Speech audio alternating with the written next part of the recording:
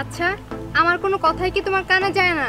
তোমাকে আমি কতবার বলেছি তোমার ফ্যামিলির সঙ্গে কথা বলো আমাদের বিয়ের ব্যাপারে, তুমি একটা দিনও কথা বলোনি।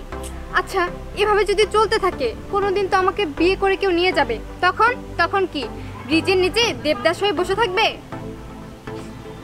আমি তো বেকার ছেলে, আমার কাছে কে মেয়ে দেবে? একবার তোমার ফ্যামিলির সাথে কথা তো বলো। আরে বুঝতেছো না কেন?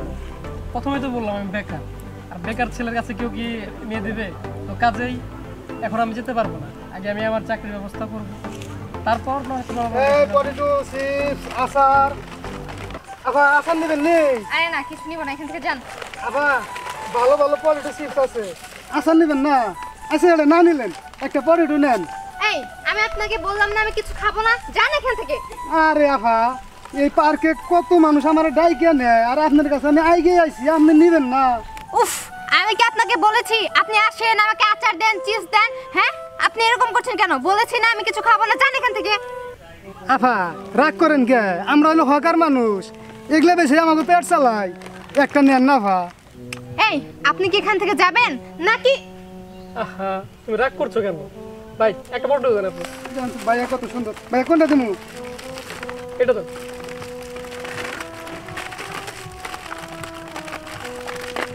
আমি তাকে বলে কি আর সে করে? উফ, আমার কপালটাই খারাপ। আফা, এই পটেটো খাই মাথাটা ঠান্ডা করে। হ্যাঁ, তাই করতে হবে। নাও তোমার পটেটো তুমিই খাও। এই যে দেখো, তোমাকে লাস্ট বারের মতো বলছি, আমার প্রস্তাব যদি তুমি না মানো তাহলে কিন্তু তোমার সাথে আমার ব্রেকআপ। আমি তোমার সঙ্গে আর কিছুই করব না।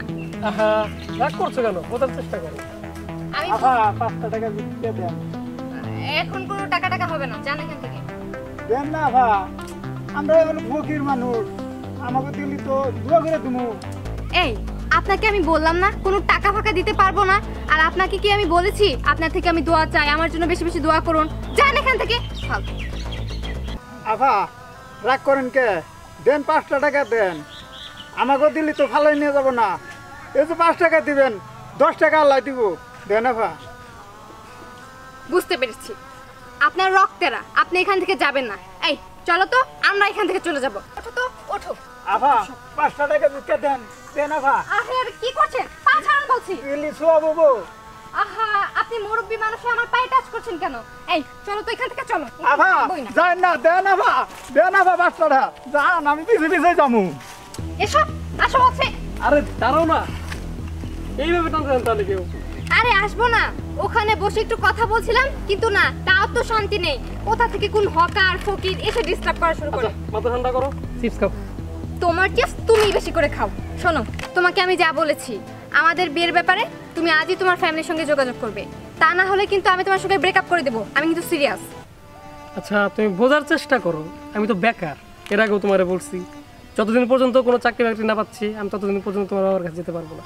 ও, বুঝতে পেরেছি, তার মানে তোমার সাথে আমার ব্রেকআপই করতে হবে, আর আমি তাই করব।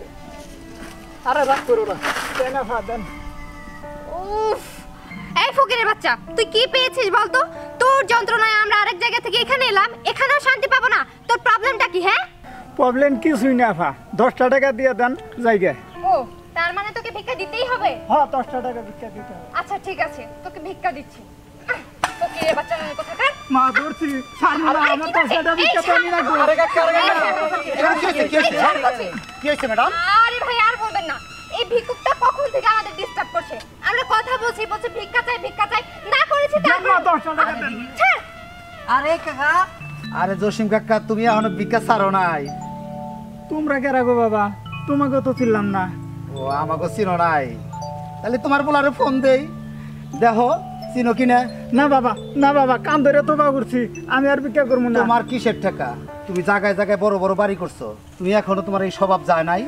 না বাবা, তুমি ফোন দিও না।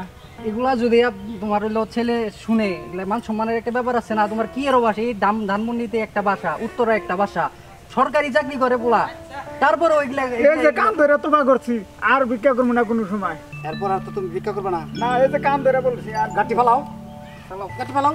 এই যে গাঠি। আর জানি না দেখি। ও মাই গড, আপনারা না আসলে তো ব্যাপারটা জানতেই পারতাম না যে উনি এত বড় লোক। হ্যাঁ, উনি যেভাবে টাকা চাইলো এতে মনে হলো ওর কিচ্ছু নাই, একেবারে নিঃস্ব।